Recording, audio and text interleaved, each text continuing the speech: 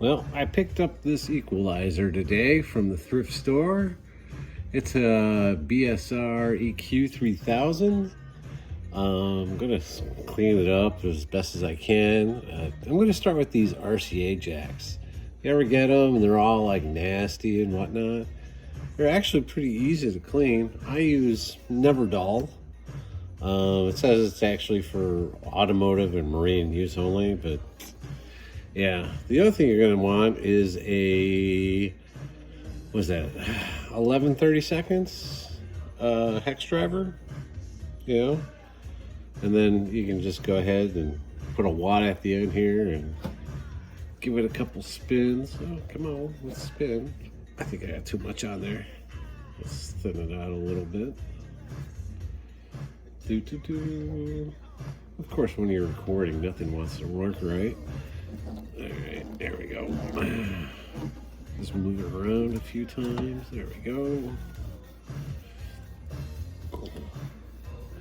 And then we'll take that off. We'll do the one next to it as well. Come on. Let me do another one.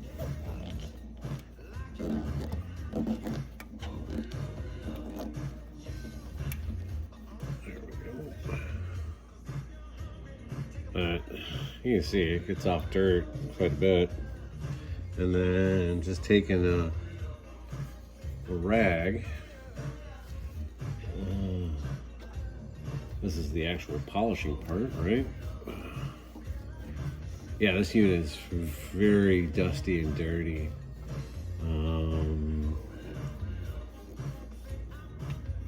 So it's going to take me a lot of time to go through every little thing and take care of the switches and whatnot.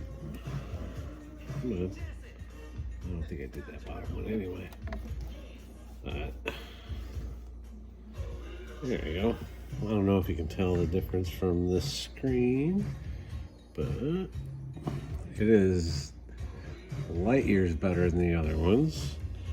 I just figured I'd share that. The other thing you can do, which I'll probably do, is take a can of deoxit with a small Q-tip. You just take off the extra cotton wad and then be able to clean the inside. But since I'll be taking this apart anyway, to spray all the, all this. This is a 10-band EQ. Yeah, so I got a lot of switches to clean. So anyway, hope that helps anybody. Take care. Bye.